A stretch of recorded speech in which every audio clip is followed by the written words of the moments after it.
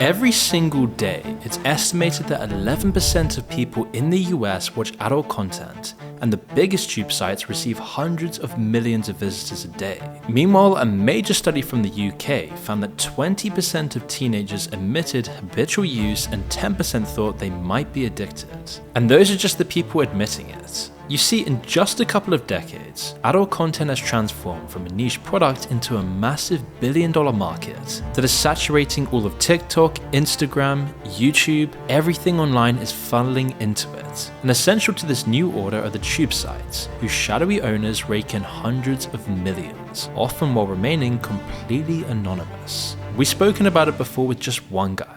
But the scale of this epidemic is way too large to even comprehend. But we can understand what's happening on a personal level, and how these companies push people into this terrible addiction, and how all of our basic human instincts are being rewired to make a profit. Because to truly understand the scope of the damage the porn industry is doing, we need to understand the daily lives of people who are so sucked up into this industry that it's completely destroying their lives without anyone ever talking about it. You see, because people's descent into this content addiction starts well before they ever clicked on their first adult video. Today, parents do have a lot more tools to use when bringing up their children.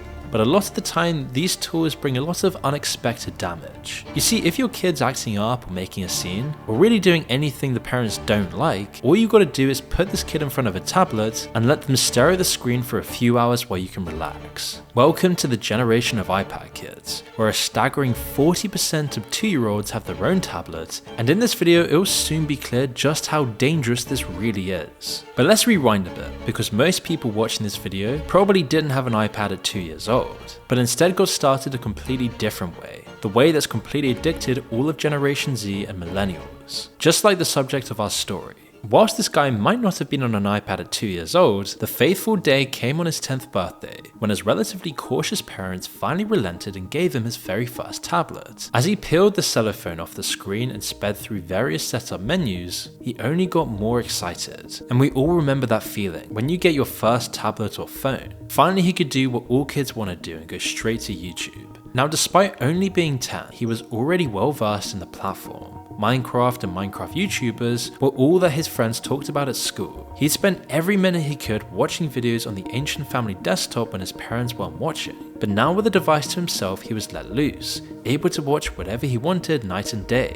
Like most kids, he could quickly bypass the flimsy parental controls and made an account of his own. And soon enough, he was doom scrolling away with the best of them. As the days and weeks went past, the novelty quickly wore off. But as this kid got deeper into YouTube, this started to spiral out of hand. At first, he stuck to YouTube as his friends talked about at break time and at lunch. Things in the real world like Lego and Nerf guns still kept his interest, but once the algorithm got a feel for what he liked, and adverts started understanding his psychology, it would recommend different things one after another. Different YouTubers, different ads, and soon enough he would spend almost every single day watching hours of content. The Nerf guns and the Lego bricks start gathering dust. His parents wonder why he doesn't come downstairs anymore. It's a process that happened to hundreds of millions of kids all throughout the West in the last decade. And let's zoom out of his life quickly and look at what's really started happening. For this kid, it felt like the world moved far too slowly. Adults walk too slowly, they talk too slowly, and each lesson in school seemed to last 1,000 years. Meanwhile at home, he would get bored incredibly quickly. If he wasn't engrossed in the virtual world, then he'd annoy everyone around him until he found a solution. This is where Google's YouTube algorithms come in. They used to offer the only service that can keep up with the attention span of a kid. The related video tab is the key to the whole process, jumping from one piece of the content to the next, which would eventually lead to the disastrous consequences happening to Generation Alpha, but we'll get to that later. But it's critical to understand that it's this process of searching and finding that makes social media a perfect product to get kids hooked in early, as they always get to see bright colors, more dopamine, more excitement, more happiness, and a never-ending thing to click on, which can keep a kid entertained for hours as they ride a never-ending wave of dopamine. Now, this is bad enough by itself, and we've already spoken about this a bunch on the channel. Teachers across the world have already been complaining for years now that kids are getting harder to teach, and we all know this by now, it's kind of old news. But this isn't what we're really focusing on right now. Instead, we want to keep looking at how this is damaging a child's development in a completely different way, and how this very likely happened to you watching this right now.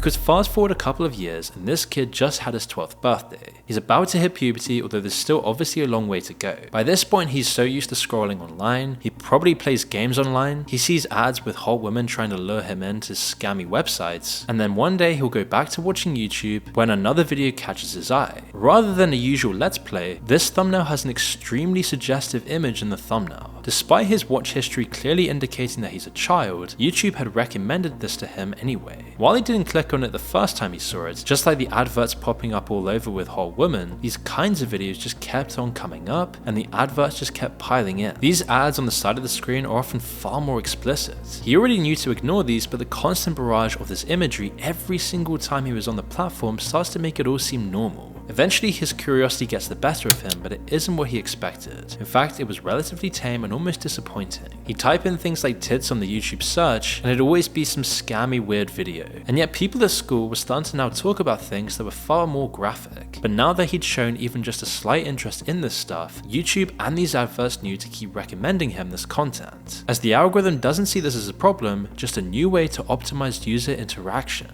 Already though, he was starting to feel the negative effects even if he wasn't aware of it. The videos made him feel ashamed, even though he couldn't put his finger on what he had actually done wrong. And yet with this response, he also felt a dopamine rush. And so behind the scenes, that same dopaminergic loop that got him addicted to regular YouTube Kids content was working its magic once again. Meanwhile, YouTube's negligent content rules lets tons of inappropriate kids content proliferate the platform. And it's not just on YouTube these days, it's on every social media site. And what's worse, the accompanying adverts which seem to have no rules whatsoever on what they can show people. And as they're the ones actually paying social media platforms, it makes sense from a cold corporate perspective not to mess with them. YouTube gets away with this by using their dedicated kids app as a shield. Now recently this has got much stricter restrictions and is a whole lot safer for children as of recently. But the thing is that most kids aren't going to be using that app. Instead, once they find a way around the parental controls, if they've ever been set up, they'll be straight onto the adult platform. Meanwhile, even the safe content plays a similar role to the candy cigarettes of previous generations.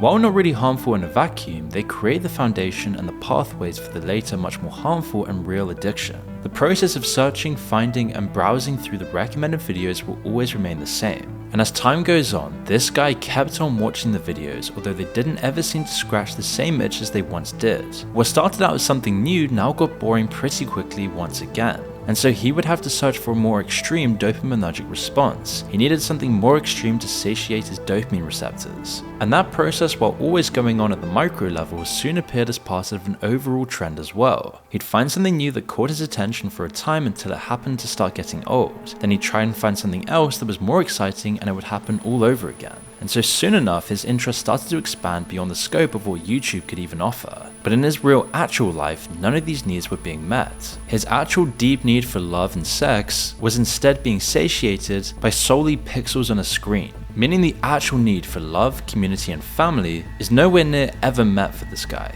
And soon enough, he was looking at one of the sites again, this time for long enough to start watching one of the videos on the front page. At first, most of the stuff seemed gross and just weird. The things that YouTube videos had cloaked in innuendos were fully on display. But over time, this novelty wore off and he kept coming back, never noticing the habit forming until it was far too late. And soon enough, he was looking at these sites every day. Suddenly he'd talk about it every day with his friends at school. The content began to seep into his subconscious and his thoughts, shaping the entire way he saw the world around him. As he got deeper into the habit, the sacred things like love, romance, and family had all completely disintegrated into a vision of these things that doesn't exist. None of the girls he liked at school looked anything like the women on screen. He didn't look like the man in the videos either, and he didn't think he ever would. But at the same time, the rest of his life seemed fine. In fact, despite school pressure and everything else, he started getting close with a girl. But even though things might have been going well, the fact that he kept using these sites would completely disturb his thoughts. Real life was completely different. It's risky, it's dangerous, and unpredictable. The things you want are hard. It demanded things from him rather than just offering them. So one day when he began talking about intimacy with her, some of the things he wanted and said started to disturb her. The things that he asked that he now thought were normal frightened her, with his resentment growing towards people like her just because she didn't fit into the site's narratives about women.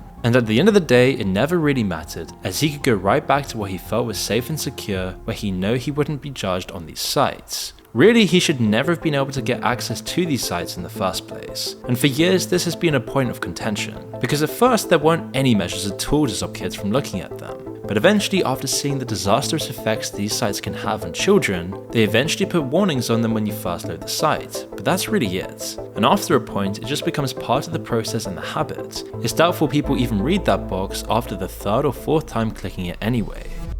But maybe if our subject had downloaded Quitter, the gooning wouldn't have got so out of control. You see, Quitter is the #1 science-backed app, helping over 350,000 men quit porn and rewire their minds for greatness. As we've seen throughout this video, porn addiction is destroying lives. It kills your motivation, it wrecks your relationships, and it keeps you from reaching your full potential. And the truth is, the longer you take to stop gooning, the harder it becomes to quit. So if you're serious about becoming the strongest version of yourself, try Quitter today. As this app isn't just a blocker, it's a community of people who are moving away from the poisonous economy of adult content and porn, who are done living below their potential and are now taking back control of their lives. Because with Quitter, instead of having to go through this addiction alone, you can join thousands of others, pushing each other to stay strong, break free of this addiction, and reclaim their lives. Quitter will provide you all the tools you need to overcome your urges. It'll also track your streak, and you can hit a panic button when things get tough, so you never have to fight this alone. With science-based recovery, Quitter rewires your brain to overcome this addiction,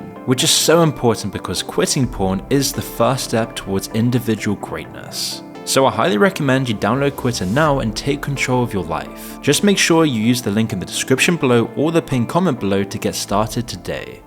And in some ways, this is society's biggest unsolvable problem right now. It's actually the same kind of issue that faces national parks in the US and their bear populations, where they can't make trash cans that bears can get into because if they did, lots of people also wouldn't be able to open them. There's a significant overlap between the smartest bears and the dumbest humans, and kids getting onto these sites involves the same problem. They can't create a test for someone being an adult without kids being able to solve it as well. Of course, they could just check people's IDs, but that then opens up a whole new can of worms when it comes to privacy. Plus, the governments and the sites have no incentive to actually do this. Once people are on these sites, they use exactly the same techniques that YouTube does to keep people engaged. In fact, they've even come up with some of them before YouTube did. The little preview you can see when you hover over a video on YouTube was actually created by MindGeek, the main empire behind all of the porn sites. And then Google just later copied this, as this works so well by shortening the time between clicks even more. It means people can be thinking about and looking forward to the next video even before they started watching the one they just clicked on. And because of the enormous size of these sites, and the fact that they're the top most visited sites around the world,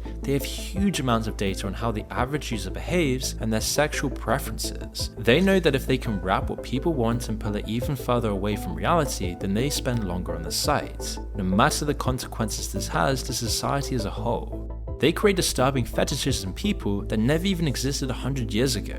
And it all becomes so normalized that these disturbing fetishes are cemented into the public consciousness. As you can name any of these disturbing trends from these sites, and then think how many people were actually interested in this before these sites started pushing it. Other unusual things are also pushed over more vanilla categories and genres. So over time, the searching and finding dopamine loop pushed people into seeking out even stranger things as well. And the stranger things get, the longer people have to spend looking for the right video as well, and it all plays into the algorithmic hands. This is the key to the entire business model, and the sites that were most effective at this were the ones that eventually won the competition and were controlled by MindGeek, which we did an entire video on just a month ago.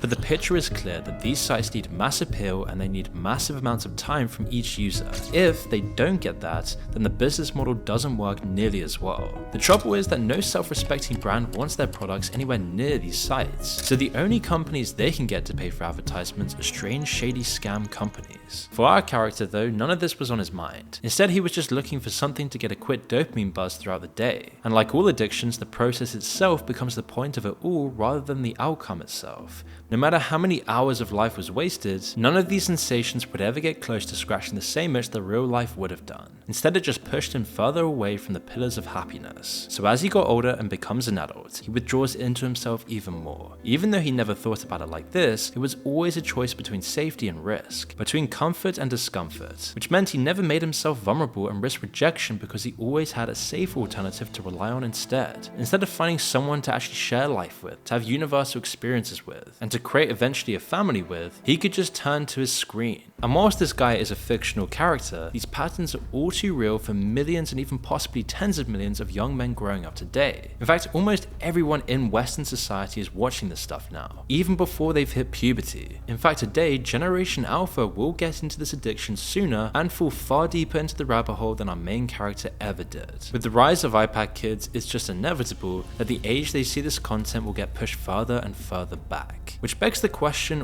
where is all of this going? It's a completely recent phenomenon, and it's already completely distorting society as we know it. Everything we see on our algorithms, the things like OnlyFans, and the way this stuff is so widely promoted, will have consequences that we can't even see yet. And it's really criminal how little we actually know about the people behind this tragedy. In our last video about MindGeek and the twisted story of who was really behind their massive operations, it turns out even the leadership structure is a complete mystery. And the thing is, the main guy in that video doesn't even own the largest tube site. That dishonor goes to an almost completely unknown company called WGCZ Holding Ltd. This Czech shell company has almost no footprint whatsoever. Their only address on file is a tiny office in Prague above a dry cleaners. Their CEO has almost no information out whatsoever except for one interview that people aren't even sure is real. Meanwhile, it's estimated that they pull in hundreds of millions a year from their network of sites. And while it's unlikely you'll be able to change anything about the industry or the people behind it at all, you can at least change how you personally interact with it, as the only way anyone actually quits this habit is if they personally made the choice to stop.